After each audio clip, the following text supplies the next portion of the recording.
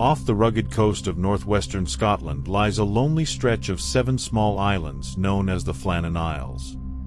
Windswept, cold, and isolated, these rocky outcrops have long carried an eerie reputation.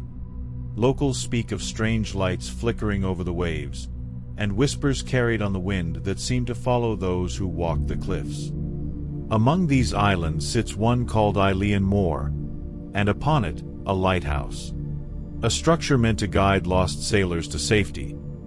Yet it would soon become the center of one of the most enduring mysteries in maritime history.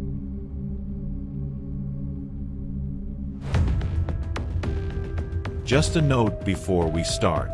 At Dread Ember, we delve into true stories of the strange, the terrifying, and the unexplained.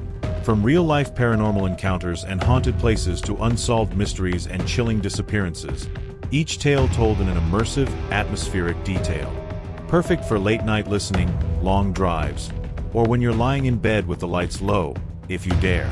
Every story is rooted in truth, researched deeply, and crafted to stir your imagination. We upload new dark tales weekly, and it's totally optional to like and subscribe and let the coldest corners of the unknown haunt your thoughts. Now, let's get back to today's story.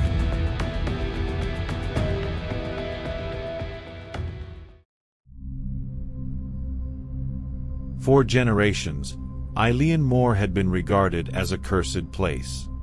Sheep herders who ferried their flocks there swore they heard disembodied voices and soft footsteps trailing behind them, even when they were utterly alone.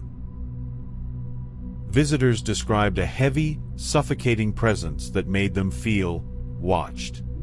Even those unaware of its dark folklore often left uneasy, claiming something about the island simply felt wrong. At the heart of Eilean Mòr stood the chapel of St. Flannan, a relic of old faith. But what was meant to be a sanctuary carried an unearthly energy. Visitors said the moment you stepped inside, you were overwhelmed by an inexplicable urge to pray, as though unseen hands were gently pressing you to your knees. Over time, a ritual formed. Newcomers would crawl on their knees around the chapel before entering, whispering prayers for protection. No one knew when the ritual began, only that everyone who ignored it felt regret. This was the place where 3 lighthouse keepers, Thomas Marshall, James Duckett, and Donald MacArthur, were stationed in the winter of 1900. On December 15th, a steamboat passing by the Flannan Isles noticed something unusual. The great lighthouse on Eilean Mòr was dark. No light pierced the night sky. For sailors, that beacon was life itself. Its absence meant danger and possible death. When the steamer docked days later, the crew reported the blackout to authorities. Soon, Captain James Harvey set sail with a small relief team, including Joseph Moore, the man assigned to replace one of the keepers. Their mission was simple: check on the men and restore the light.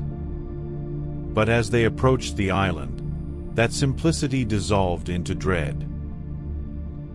From the deck, they could see the steep stone steps that led from the dock to the lighthouse above. Normally, the keepers would be waiting there, waving, ready to help moor the boat. But this time, no one came. The dock lay abandoned. No ropes prepared. No signs of life at all. Captain Harvey ordered Joseph Moore to go ashore and investigate. As Moore climbed the cold, wet steps, he later said he felt a deep sense of foreboding, as though something terrible had already happened. And that whatever it was still there. At the top, his unease deepened.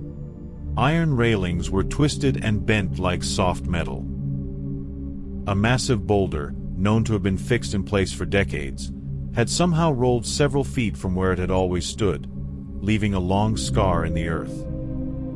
Moore thought of one explanation: a violent storm. Perhaps the worst the island had ever seen. But even that didn't quite make sense. He reached the lighthouse door. It was closed, but unlocked. Inside, the air was still, heavy. He called out the keepers' names, his voice echoing off the walls. No reply. Inside the entryway hung 3 heavy oilskin coats, the protective gear worn whenever the men left the tower. 2 were missing, but 1 remained on its hook. Whoever had left it behind had gone outside unprotected, something no keeper would ever do, especially in a storm. In the kitchen, plates of half-eaten food sat on the table. Pickles had been freshly taken from a jar, as if someone had stepped away mid-meal. A single chair was overturned. The clocks had all stopped. And yet, the lamps were carefully trimmed and cleaned. In their sleeping quarters, the beds were unmade, another breach of routine. Everything felt paused, as if life on the island had simply stopped. Mòr hurried back to the shore, pale and shaken, to report what he'd seen. Captain Harvey joined him to search the grounds, but there was no trace of the 3 men. Not a footprint, not a sign of struggle. Just silence. Inside the lighthouse, they discovered the logbook, written by one of the missing keepers. At first, the entries were ordinary. Notes about maintenance, wind speeds, passing ships. But then, the tone changed. On December 12th, the entries described a storm unlike any before.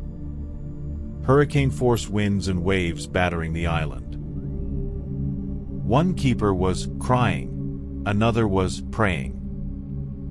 The man described as crying was Donald MacArthur, a hardened sailor known for his toughness. The fact that he was reduced to tears terrified investigators. The entries continued. December 13th. The storm continues.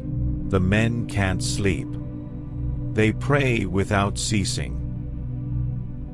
December 14th. Still no relief. The men fear they will not survive. And then finally, December 15th, storm ended. Sea calm. God is over all. That was the last entry.